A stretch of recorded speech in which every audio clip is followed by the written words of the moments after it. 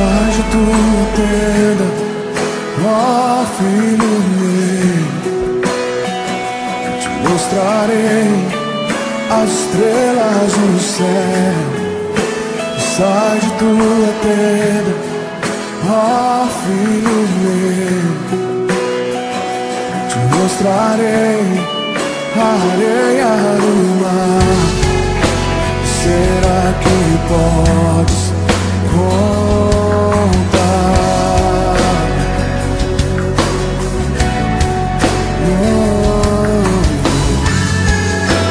Será que podes imaginar tudo aquilo que sonhei para ti, filho meu, o que minhas mãos fizeram para ti, filho meu, minha bênção será sobre ti. Uma nova história Deus tem pra mim. Um novo tempo Deus tem pra mim. Uma curta meditação com vocês. A Bíblia tem algumas coisas que eu fico assim, me deixa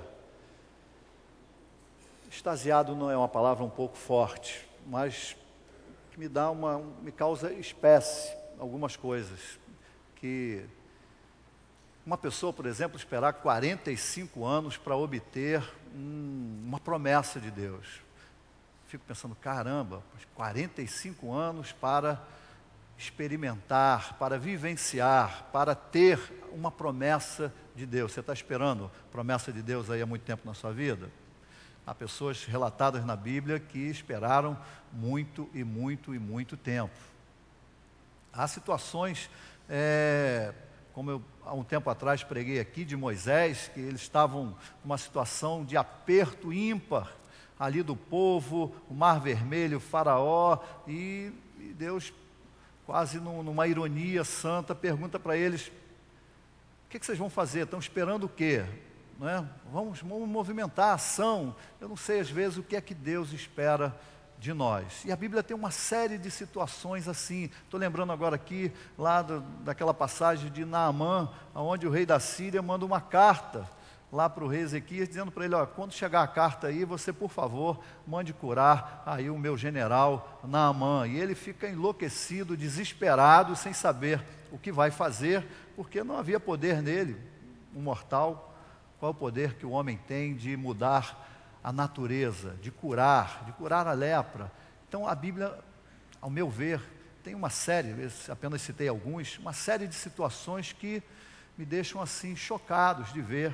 Situações extremas, situações muitas das vezes complexas, de pessoas como aquela viúva de Naim, uma série de outras coisas. Mas eu quero falar com você a respeito de uma situação que você conhece bastante na Bíblia, que está lá em 1 Samuel, capítulo 17, lá no Velho Testamento. Desafio de Golias é a palavra de Deus. Essa é uma daquelas situações em que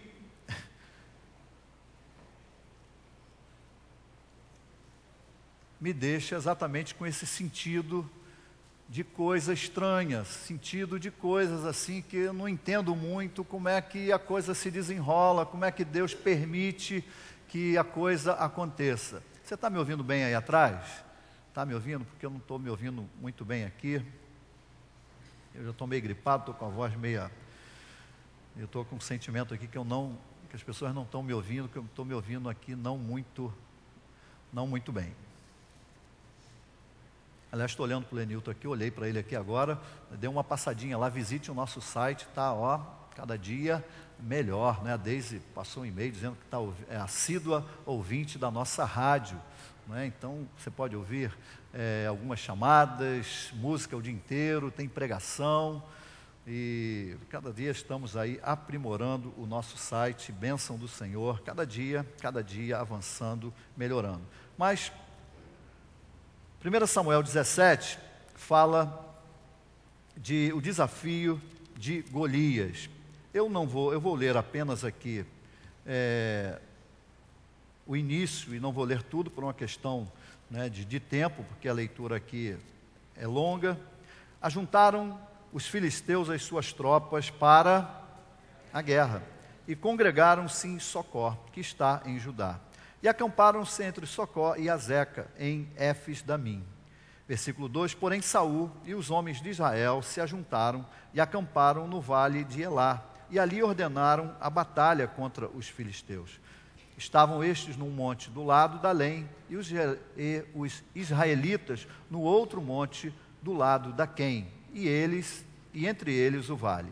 Então saiu do arraial dos filisteus um homem guerreiro, cujo nome era Golias de Gate, da altura de 6 côvados e 1 palmo. Trazia na sua cabeça um capacete de bronze, vestia uma couraça de escamas, cujo peso era de 5.000 siclos de bronze, trazia caneleiras de bronze nas pernas e um dardo de bronze entre os ombros. Na haste da sua lança era como um eixo do tecelão, e a ponta da sua lança de 600 siclos de ferro. E diante dele ia o escudeiro. Parou, clamou às tropas de Israel e disse-lhes: para que saís, formando-vos em linha de batalha? Não sou eu filisteu e vós servos de Saul? Escolhei dentre vós um homem que desça contra mim. Se ele puder pelejar comigo e me ferir, seremos vossos servos. Porém, se eu o vencer e o ferir, então sereis nossos servos e nos serviremos. Disse mais o filisteu: hoje afronto, desafio, as tropas de Israel. Dá-me um homem para que ambos pelejemos. Ouvindo Saul e todo Israel estas palavras dos filisteus, espantaram-se e temeram muito. Até aqui, e eu não vou ler o restante. Senhor, te pedimos mais uma vez a tua ajuda, que possamos compreender, ó Deus, a tua palavra. Pedimos a tua assistência. Fala aos nossos corações. Nós oramos em nome de Jesus.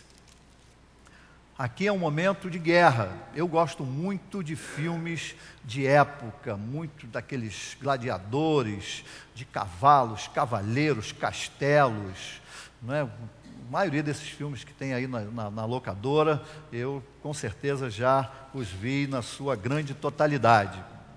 Agora mesmo, essa semana, assisti a Rainha Vitória, também toda uma trama, né, palaciana, coisas assim, mas gosto muito. E aqui acontece exatamente uma situação dessa. Filisteus, apenas dados históricos aqui, para você que já conhece, você que não tem muita familiaridade com a palavra, só para você se situar. Os filisteus, um povo guerreiro, eram os arqui-inimigos de Israel. Estavam sempre numa esfrega, sempre numa luta, sempre brigando. Quando tinha briga, 90% era contra quem? Esse povo, lá os tal dos filisteus. Então, estavam sempre em briga, sempre em briga. Essa daqui não foge à regra.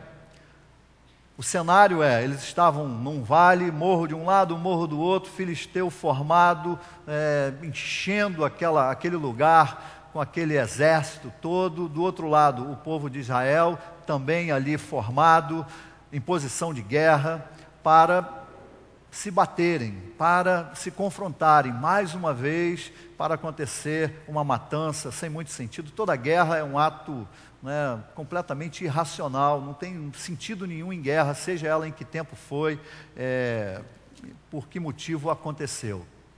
Naquele tempo não era diferente. Bom, o que há de diferente nisso? Naquele tempo havia uma situação muito peculiar. Qual era? Em muitas das batalhas, os exércitos não lutavam entre si. O que eles faziam? Eles pegavam uma pessoa que eles consideravam o seu herói, aquele que era o mais capaz, o mais adestrado, o mais forte, aqueles que eles consideravam o cara. E botavam para lutar com um do outro. E os dois ali se degladiavam, lutavam, e quem vencesse, vencia a guerra.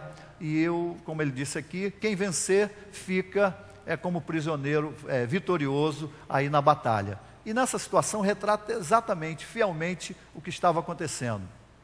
Israel não tinha nenhum super soldado, não tinha ninguém. a nível com essas características, mas os filisteus tinham um Golias, um cara de quase 3 metros, guerreiro desde criança, e era aquele sujeito difícil de encarar, né?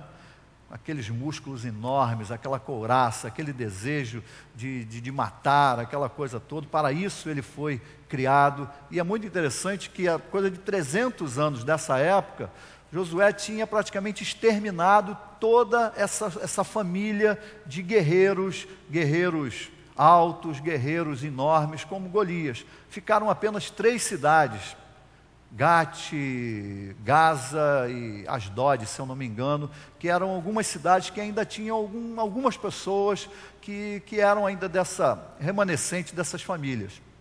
Mas eles foram crescendo, foram casando, foram se criando. Em suma, esse Golias, ele era de uma dessas cidades de Gate. Bom, deixe-me entrar aonde eu quero, me aprofundar aqui. A palavra de Deus diz que nessa situação de guerra, eles estavam ali perfilados, prontos para lutar, e anteriormente aconteceu uma situação muito especial. Qual era? Saul era o rei. Saul fez um monte de bobagem. Deus o eliminou, não o quis mais. Falou para Samuel: Samuel, vou levantar alguém para ser o novo rei. E mandou para a casa de uma pessoa, Jessé. Estou aqui correndo para você poder entender. Jessé, e disse que Samuel lá foi, ele tinha muitos filhos, e fez que passasse todos os filhos, e nenhum deles, sobrou um, que não estava naquela situação, que o nome era, você já sabe qual era o nome? Davi. Davi estava assim tão desprestigiado, ele não era contado, ainda era um jovem, que a família se reuniu, e é esse não, é esse não, é esse não, é esse não, não tem mais filho? Não. Ele falou: não, tem um que está lá, está com umas ovelhas, lá não sei aonde, coisa e tal. E o profeta Samuel disse: não, enquanto ele não chegar, eles tinham preparado um holocausto para disfarçar essa situação de unção, de separação, de ordenação de Davi. E disse: enquanto ele não chegar, nós não vamos fazer nada, chame-o, traga-o, e quando ele chegar, vamos ver o que Deus tem para fazer. Quando Davi chegou, o Espírito de Deus falou: é esse, unja-o. E Samuel assim o fez, e aquele garoto, aparentemente inocente, um garoto, magricela, deixa eu ver os magricelas aqui dessa noite, deixa eu ver. Um garoto, ruivo, disse que de boa aparência. Esse é um dos comentários que eu não entendo muito na Bíblia. Por que de boa aparência? Né? Assim, não, o que tem a ressaltar boa aparência? Né? Parece que boa aparência seria algo que não era muito bom, mas não sei porquê, estou apenas fazendo um comentário aqui com você. E disse que esse jovem, magricela, de boa aparência, ruivo, foi o escolhido de Deus. E a guerra se desenvolvia. E o pai Jessé disse: meu filho, vá lá, deixe as ovelhas, deixe com alguém e leve queijos, leve broas, leve uvas, leve passas lá para os seus irmãos, leve alguma coisa lá para aqueles que lideram a batalha, lá o chefe de 1000, o chefe de 100, e leve para eles, né? Eles estão precisando, vão para alimentá-los. E lá foi Davi.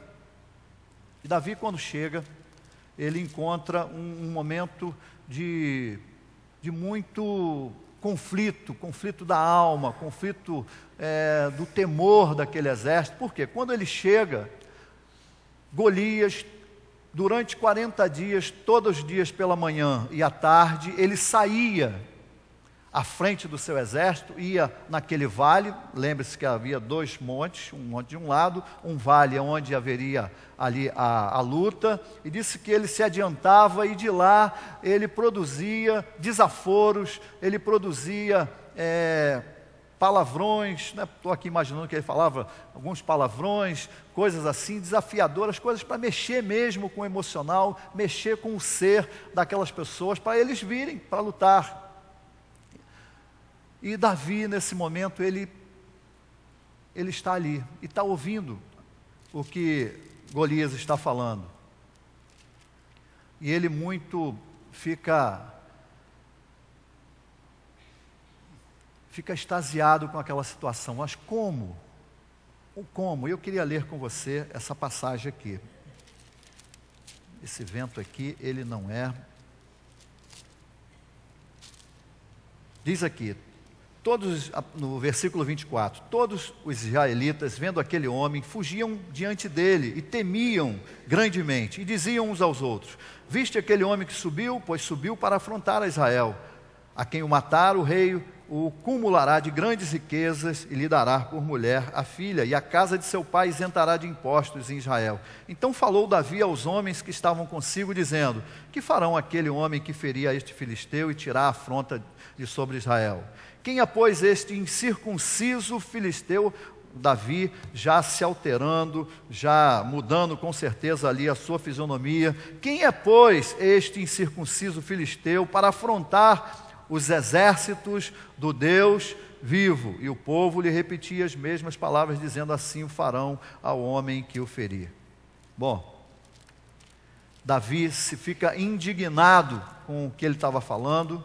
Ele fazia parte do povo de Israel e ele conhecia muito bem ao Deus que ele servia. No versículo 31 diz: ouvidas as palavras que Davi falara, anunciaram-nas a Saul, que mandou chamá-lo. Davi disse a Saul: não desfaleça o coração de ninguém por causa desse gigante. Teu servo irá e pelejará contra o filisteu. Porém Saul disse a Davi: contra o filisteu não poderás ir para pelejar com ele, pois tu és ainda moço, e ele guerreiro desde a sua mocidade. Respondeu Davi a Saul: teu servo apacenta as ovelhas de seu pai. Quando veio um leão ou um urso e tomou um cordeiro do rebanho, eu saí após ele, o feri e o livrei o cordeiro da sua boca. Levantando-se ele contra mim, agarrei-o pela barba e o feri e o matei. O teu servo matou tanto o leão como o urso. Este incircunciso filisteu será como um deles, porquanto afrontou os exércitos do Deus vivo. Disse mais Davi: o Senhor me livrou das garras do leão e das do urso, ele me livrará das mãos deste filisteu. Então disse Saul a Davi: vai-te, e o Senhor seja contigo. E o Senhor seja contigo. Bom, irmãos, deixe-me continuar aqui nessa dissertação. O foco, estou usando aqui essa palavra, Golias era tudo para Israel. As suas atenções estavam todas voltadas para quem, irmãos? Para Golias. Toda a atenção daquele exército, daquele general, do rei, tudo que eles estavam vivenciando, os olhares deles, o coração, a pulsação, o seu emocional tinha apenas uma direção: era Golias. O medo deles é interessante, como um exército, sei lá de quantos milhares eram, paralisaram, ficaram num temor tão grande por causa de um homem, quando eles poderiam ir para a guerra, e ele poderia matar muitos, mas com certeza milhares contra a coisa ia ficar a favor dos milhares. Mas eles temiam, eles nada faziam, eles ficaram paralisados, nada aconteceu, e eles ficavam apenas no foco deles. Para os filisteus, Davi o que era? Davi era um magricela, era um sujeito sem aptidão nenhuma, não tinha nenhuma referência militar, não causava nenhum espanto, não era nada, a ponto de que, quando Davi se propõe, se projeta, vai à luta, vai para cima de Golias, ele diz assim: rapaz, você está pensando que eu sou o quê? Que eu sou um cão? E cão naquela época era um animal desprezível, um animal que as pessoas chutavam, e ninguém queria saber daquilo. Você está pensando que eu sou o quê? Que eu sou um cachorro? Você está pensando que eu sou o quê? Para vir com um pau para cima de mim, para lutar? Afinal de contas, eu sou um guerreiro, eu sou um matador, eu sou que enfrenta batalhões, eu sou uma pessoa que estou à frente desse exército, eu sou o herói da nação dos filisteus. Aliás, as pessoas sempre gostam de heróis, não é isso? Projetamos as nossas insatisfações ou satisfações ou sonhos sempre em alguns heróis. A nossa sociedade gosta muito de heróis.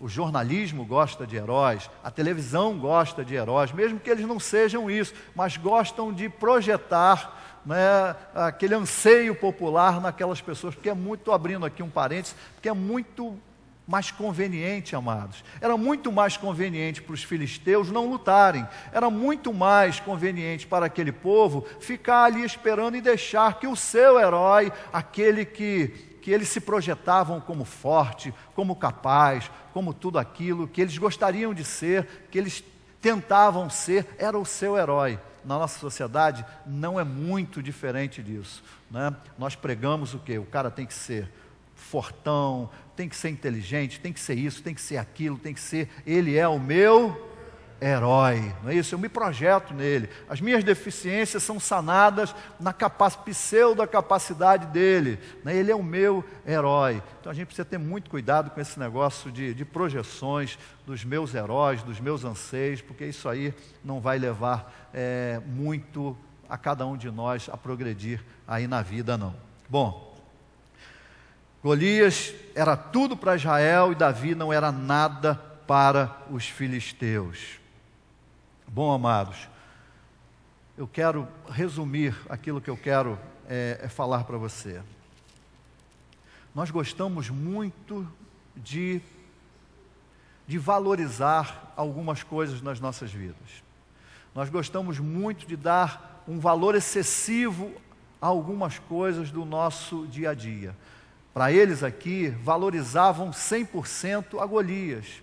Esqueceram deles, esqueceram das suas capacitações, esqueceram do seu passado, da sua história, esqueceram de olhar para trás, esqueceram de olhar para o que Deus representava na vida deles, porque eles só olhavam para quem? Para o bendito do Golias. Nós somos assim, irmãos. Nós temos muitos Golias nas nossas vidas. Você tem Golias na sua vida? Golias de pessimismos, de depressão, de problemas financeiros, de problemas emocionais, de problemas, sexuais, toda a gama, todo esse arsenal de situações que o ser humano pode passar e produzir, são Golias nas nossas vidas. Não tem pau, não tem armadura, não tem luta, mas estão presentes dioturnamente nas nossas vidas. E o que acontece com a gente? Nós focamos o tempo todo, vivemos quase aprisionados exatamente para essas situações de adversidades, para os nossos Golias do dia a dia. Eu não nasci para viver pensando em Golias. Eu não quero viver uma vida de problemas. De problemas, claro, todo mundo não quer, mas não é isso que eu quero dizer. Viver atrelado a Golias da vida, às situações da vida. Irmãos, nós precisamos chegar a um tempo, eu não posso fugir dos Golias, mas eu não tenho que viver o tempo todo focado neles, eu não tenho que viver o tempo todo preocupados com eles, eu não tenho que viver o tempo todo direcionando as minhas energias, porque Golias drena a energia da nossa vida. Se você ficar o tempo todo pensando nessas situações que desfocam você da tua realidade, que tiram você o teu potencial, que tiram você daquilo que você deseja, onde você quer chegar, a ideia exatamente de Golias na nossa vida é nos fazer paralisar, é nos fazer pessoas que não reagem às situações. Aquele povo estava exatamente nessa circunstância, não fazia nada, temeroso, parado, sem potencial, se anularam em si mesmo por causa de uma situação adversa maior que, segundo eles, as suas capacitações. Agora olha comigo só. O povo, os filisteus, eles só falavam em quem? Me ajude. Em Golias. Os olhos deles eram só para o bendito do Golias. Aí chega um baixinho, nada contra os baixinhos. Você é baixinho porque você não cresceu, mas vai crescer. Fique firme, né? Fique firme. Aguente aí. Baixinho, magricela, eu acho que Davi era meio sardento, não sei por que eu tenho isso na minha cabeça, eu acho que ele era assim, nada contra, né? Mas, em suma, aparece aquela pessoa, que ele começa a ter um olhar, uma visão diferente de todo aquele grupo, de todo aquele grupo influenciado por aquela situação. Eles não conseguiam ver outra coisa a não ser o bendito Golias. A sua fala começa a produzir um outro tipo de atitude. Davi começou a dizer: quem é esse incircunciso que afronta o quê? O exército do Deus vivo. Olha só, ele começa a tirar o foco lá do valentão, do fortão, e ele começa a dizer: quem é esse cara que desafia o exército do Deus vivo? Davi começa a movimentar o seu coração, a sua visão, as suas expressões, a sua fala, aquilo que está no seu coração. Davi começa a trazer para o coração dele, e para o coração dele despejando, motivando, inundando aqueles outros corações com uma outra leitura, com uma outra linguagem, dizendo o seguinte: olha, quem é esse cara que está desafiando o Deus Todo-Poderoso? Ele fala para Davi, para Saul, a mesma coisa, ele diz aqui, deixe-me ver, Davi enviado aos seus irmãos, gigantes, 26, deixa eu ver se é isso. Ele diz aqui: então falou no 26, então falou Davi aos homens que estavam consigo, dizendo: que farão aquele homem que ferir este filisteu e tirar a afronta sobre Israel? Quem é, pois, esse incircunciso filisteu que afronta os exércitos do Deus vivo? Diz aqui também, falando sobre, porém Saul e seus homens se ajuntaram. Eu perdi aqui o... 17, 37, deixe-me ver aqui, eu estou apenas lembrando aqui. Disse mais Davi: o Senhor me livrou. Estava falando para Saul. Respondeu Davi a Saul: teu servo, no 34, teu servo apacentava as ovelhas de seu pai, quando veio um leão, e ele começa a discorrer a respeito daquilo que Deus tinha produzido na sua vida. E ele diz mais aqui, Davi cingiu a espada sobre a armadura, colocando aquelas coisas todas, mas ele diz para Saul, deixe-me ver, eu vou achar aqui, 36, o teu servo matou tanto o leão como o urso, este incircunciso filisteu será como um deles, porque afrontou os exércitos do Deus vivo. Mais uma vez ele traz essa palavra, o exército do Deus vivo. Mas ele fala mais uma vez a respeito do poder de Deus, daquilo que Deus representava, quando ele fala exatamente para Golias. Lá no 45 ele diz assim, 44, disse mais o filisteu a Davi: vem a mim e darei a tua carne às aves do céu e às bestas feras do campo. Davi, porém, disse ao filisteu: tu vens contra mim com espada e com lança e com escudo, eu, porém, vou contra ti em nome do Senhor dos exércitos, o Deus dos exércitos de Israel, a quem tens afrontado. Hoje mesmo o Senhor te entregará nas minhas mãos, ferir-te-ei, tirar-te-ei a cabeça, e os cadáveres do arraial dos filisteus darei. Hoje mesmo as aves dos céus, para lá ele vem falando a quem aqui toda a terra saberá que há Deus em Israel. Amados, quero apenas trabalhar isso com você.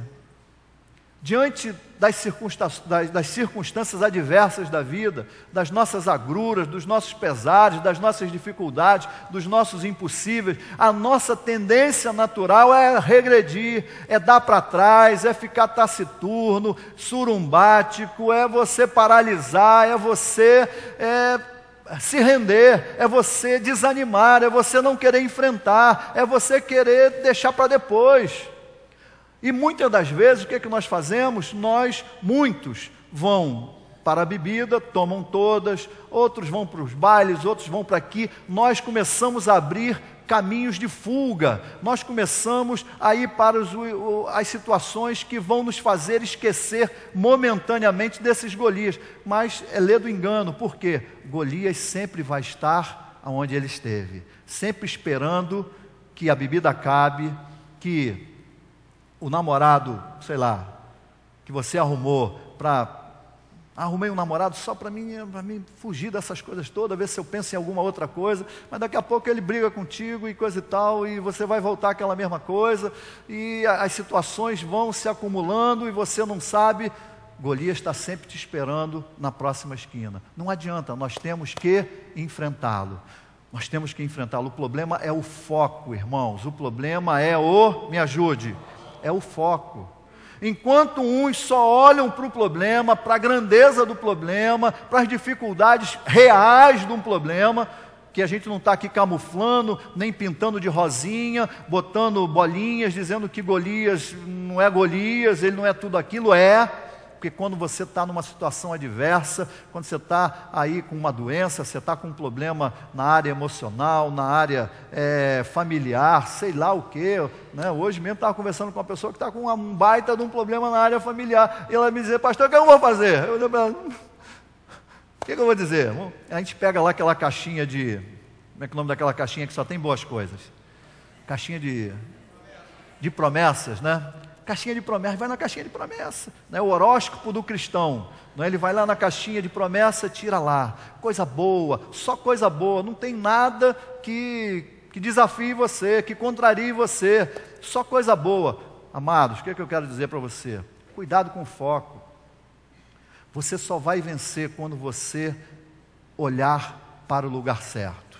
Você só vai vencer quando você tirar os olhos dessa situação que argue você, que maltrata você, que joga você no chão, que deixa você com aquela sensação de derrota, quando você começar a mudar e olhar para o teu Senhor, para o teu Deus. Porque é nele que você vai obter as tuas vitórias. É Ele que luta contra os teus Golias, você pode ter certeza disso. E é como ele diz: quem é esse cara que está pensando que vai fazer, que vai lutar, que vai debochar do Deus vivo, do Deus onipotente, do Senhor dos exércitos? Quem é ele? Está pensando o que, Saul? Eu vou lá e vou lutar, assim como Deus estava comigo no leão, no urso, e me protegeu e me deu vitória, assim será com esse incircunciso. Ele muda o eixo da coisa e se volta para Deus. A minha pergunta é,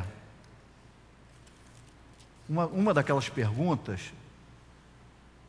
Davi, olha só, Paulo foi chamado do profeta, João foi chamado do amado, Davi foi chamado de quê?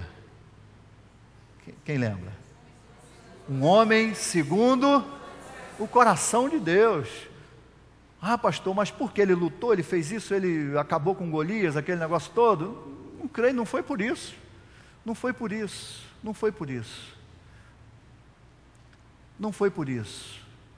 Davi tinha uma característica muito especial.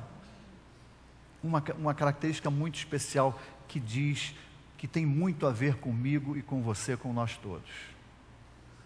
Davi, irmãos, era uma pessoa que ele conseguiu olhar nos olhos lá do fortão, ele conseguiu olhar cara a cara naquele camarada e derrotá-lo, mas os mesmos olhos que fitaram aquele foram os mesmos olhos que sucumbiram diante de Betseba, não é verdade? Foram os mesmos. O herói da visão, cheio do Espírito Santo, era líder, ele era general, ele tinha muitas vitórias, foi líder de muitos exércitos, mas nunca conseguiu ser líder da sua casa. Não é verdade? Você vê. Era um sujeito que uma hora estava lá em cima, chorava, era um sujeito que tinha ímpetos de raiva, de ódio, que queria matar, muitas das vezes sanguinários. Davi viveu extremos, viveu antagonismos. Uma hora ele combatia filisteus. Você sabe de uma coisa, que o próprio Davi teve um tempo na vida dele que estava lutando com os filisteus. Ele era um sujeito assim, um pouco lá e cá, lá em cima, lá embaixo. Estava assim como eu e como você. Muitas das vezes, o segredo de Davi, só falando do foco, que Davi focou no lugar certo. Que Davi olhou para aquele que tinha a resposta, para aquele que podia todas as coisas. E o que eu quero apenas trabalhar esse pedaço com você, que talvez você fique achando que Davi era também um super-herói. Que Davi foi aquele valentão, aquele cara que fazia isso e fazia aquilo. Não era.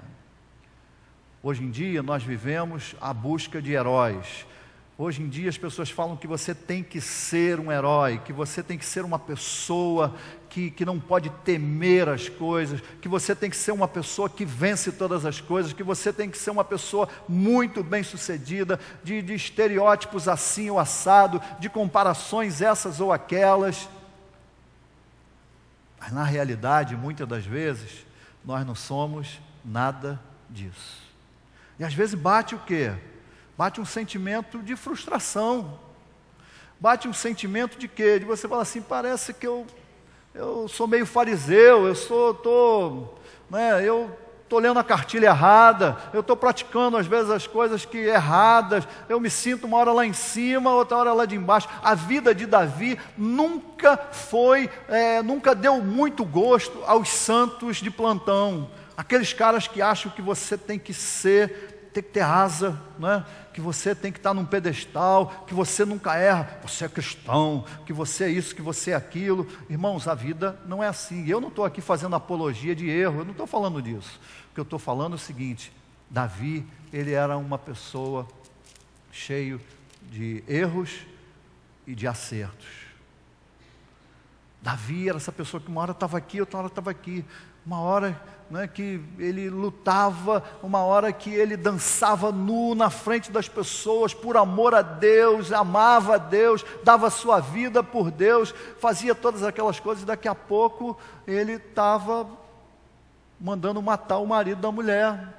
Coisa assim que você fala assim, caramba, como é que, não entendo isso, como é que a pessoa pode...